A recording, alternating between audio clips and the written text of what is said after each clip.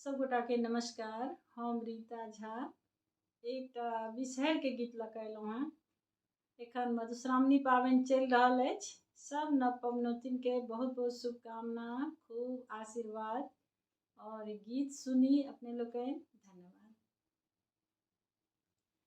पाँचो बहिनिया विषहरी पाँचो कुमारी राम पाँचो कुमारी राम छोटा की बहिनिया विषहरी शिव के दुलारी राम छोटा की बहिनिया विषहरी शिव के दुलार।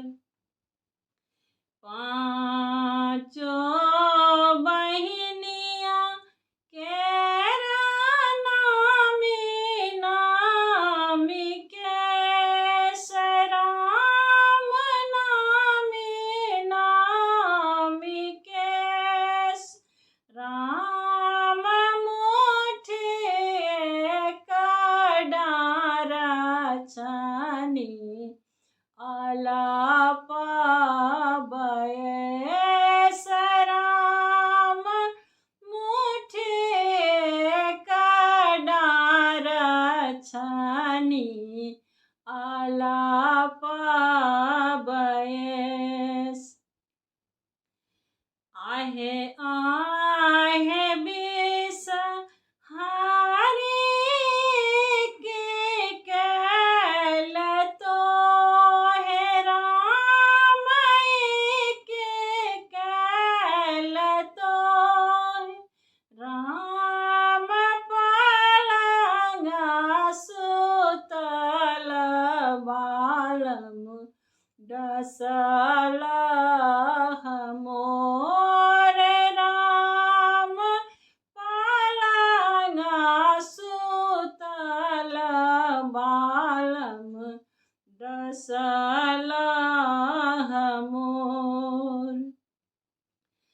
जाहि दिन छलहुँ हम शिव के रकोर राम शिव के रकोर राम तहिया बनलनि गौरी सौतीन मोर राम तहिया बनलनि गौरी सौतीन मोर।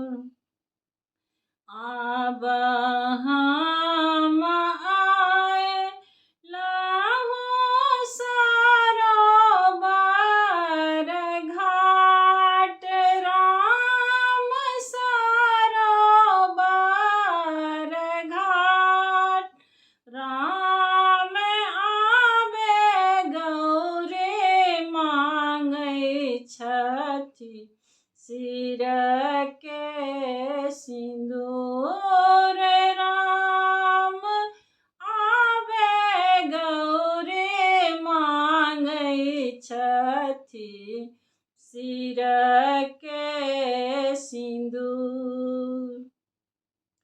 लाउ गए आहे गौरी लाबा दूध फूल राम लाबा दूध फूल राम तखने बकसी देव सिर के सिंदूर राम